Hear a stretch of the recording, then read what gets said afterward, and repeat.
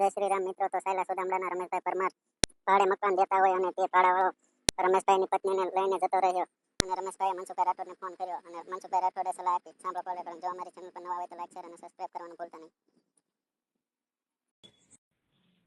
હાલો, બોલો. મીટિંગમાં જાઉં? હે? મીટિંગમાં કે ટાઈમ છે 10-15 મિનિટનો? કોણ બોલો? તમને ફોન તો કરું છું, ઓળખતા નથી. 2-3 વખત ફોન કર્યો હતા. શેનું કામ છે? મારો થોડીક ભાઈ, તકલીફ ભાઈ, છે. મારી વાત સાંભળો. હું તકલીફમાં છું. મારી ઘરવાળી ભાગી ગઈ છે, છોકરા નાના છે. તો હું અઠવાડિયે એક ધારો ફોન કરું છું. હવે આપણે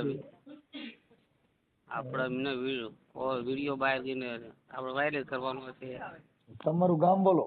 મારું ગામ સુદામડા, સાયલા તાલુકો, જિલ્લો સુરેન્દ્રનગર. તમારું નામ? રમેશભાઈ કરશનભાઈ પરમાર. રમેશભાઈ કરશનભાઈ પરમાર. હા. બાઈ ક્યાં ગામની છે? બાઈ છે બોટાદની. અને ભાગી ગઈ કોની હારે? એ અમારા ગામનો છે, જિગ્નેશ સાગઠિયા. હા. બરોબર. મારી હારે મેં 2 વાર એને હાચવો, ખવડાવી પીવડાવીને પછી આવું કર્યું એને. દોસ્તી કરીને પછી દોસ્તીમાં બાઈ ઉપાડી? હા, દોસ્તીમાં બાઈ ઉપાડી. ઓકે. હવે આપણે એને મારે છોકરી મારી ભાઈ આગળ પાછળ કોઈ છે નહીં. બરોબર. 2-3 થઈ. હા. બરોબર. હવે છોકરાને સાચવવાનું કે કામ જવું, શું કરવાનું? છોકરા કેવડા છે? કેટલા છે? છોકરી એક મારે 13 વર્ષની છે અને છોકરો 6 વર્ષનો. ઓકે. છોકરાનું ભણતર એ બગડે છે અને છોકરીનું બગડાવું, શું કરું મારે? હા. કામે જાવ તો કામે જાવ. બોટાદ કોની છોકરી? બોટાદ કાંચી દયા પારગી. હા.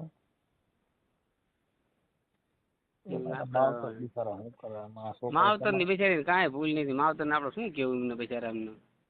તમે તમારા ઘરે હેમાયો કર્યો તો પછી તમારે ન્યા આવું થયું તો તમારે ધ્યાન રખાય ને. તમને ખબર નહોતી રહી કે પણ એવું નથી મામા. આપણને આપણે અહીંયા ભાડે રહેતો હતો મારા ઉપલા માળે. હા. બરોબર. આપણા 3000 રૂપિયા મહિને ભાડું દેતો હતો. બરોબર. અને ખાવા પીવાનું બધું એમ ખવડાવતા પીવડાવતા. બરોબર. એની માં ગાંડી છે. બરોબર. એનો બાપ બાવો હતો. બરોબર. એટલે આપણે એમ કીધું ગરીબ માણસનો છોકરો છે, આપણે એને સાચવીએ. બરોબર. ભૂખ્યો તરસો મરી જાય એમ કે તમે ભાઈ આપડે ઘરે રહેતો. એના ભાઈ કુટુંબ કોઈ સાચવતા નતા એટલે મને વાળી દે આવી. બરોબર. પછી મેં વળી સાચવી ભલે ગયો. એકલો રહેતો હતો? હા, એકલો જ દે.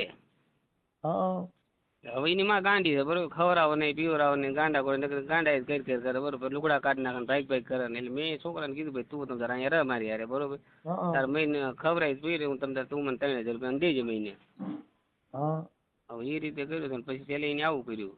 બરોબર. મને ખબર મને હું તો કામે વહી જાઉં. બરોબર. હવે એ ગાડી હાંકતો હતો.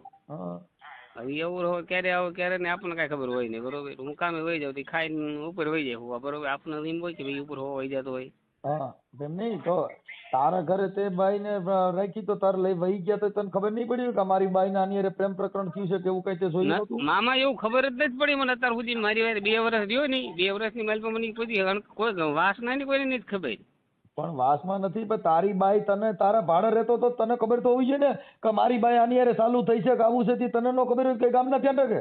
એટલે મને નથી એવી ખબર તો મને ખાલી ન કરાવું. હા. તો અત્યારે ક્યાં રહીએ છીએ? હવે અત્યારે ક્યાં રહી તો આપણને નથી ખબર ક્યાં વહી ગઈ. હવે તો એક કામ કર, તારા ફોટા ને એવું મોકલ એટલે હું YouTube માં ચડાવું છું. તારી ઘરવાળીના છોકરાના બધાના ફોટા મોકલ.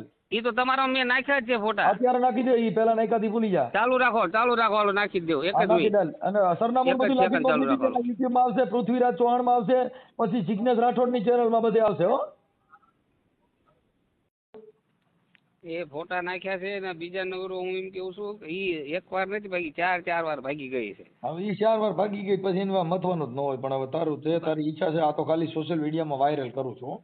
હા, કાંઈ વાંધો નહીં. આપણે તો એમાં એવું મારે તો હું મામા મારા છોકરા નાના છે ને એમાં હું થોડો મૂંઝાઈ ગયો છું. મારે કોઈ છોકરાને સાચવવા વાળું નથી બસ. એ તમારી મેટર થઈ ગઈ ભાઈ. અત્યારે તો તમારા ઘરનું ધ્યાન તો કઈ બીજા રાખવા જ ન આવે. તારા ઘરનું બાઈનું છોકરાનું તમારે ધ્યાન રાખવાનું હોય. આપડા ઘરે કોઈ પથારીઓ કરી જાય ને આપણે બેઠા રહી તો એમાં બીજા તો શું કરે કયો?